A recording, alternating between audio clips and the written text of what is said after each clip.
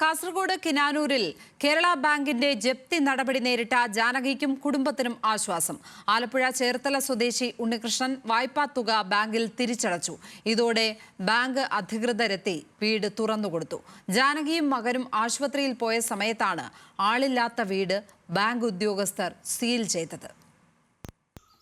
ജാനകിയും മകൻ വിജേഷും ആശുപത്രിയിൽ പോയ സമയത്താണ് കേരള ബാങ്ക് ഉദ്യോഗസ്ഥർ ജപ്തി നോട്ടീസ് പതിപ്പിച്ചതും വീട്ടിലുണ്ടായിരുന്ന സാധനങ്ങളെല്ലാം പുറത്തേക്ക് വലിച്ചിട്ട് വീട് പൂട്ടുകയും ചെയ്തത്. ഈ വാർത്തയ്ക്കു പിന്നാലെയാണ് ആലപ്പുഴ ചേർത്തല സ്വദേശി ഉണ്ണികൃഷ്ണൻ ഇടപെട്ട് പണം ബാങ്കിന് കൈമാറിയത്. 2 ലക്ഷം മാത്രം അടച്ചാൽ മതി എന്ന് പറഞ്ഞിട്ടുള്ളത്.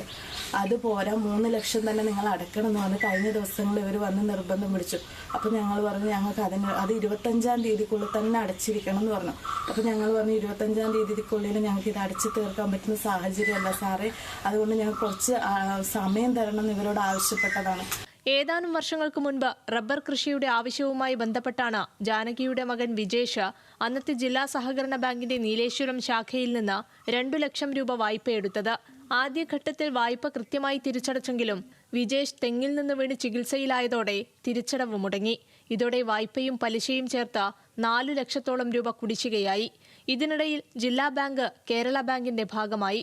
തന്റെയും അമ്മയുടെയും രോഗാവസ്ഥ പരിഗണിച്ച് തിരിച്ചടവിന് സാവകാശം അനുവദിക്കണമെന്ന് വിജേഷ് അപേക്ഷിച്ചെങ്കിലും 3 ലക്ഷം രൂപ അടിയന്തരമായി അടയ്ക്കണമെന്നായിരുന്നു ബാങ്ക് അധികൃതരുടെ നിർദ്ദേശം.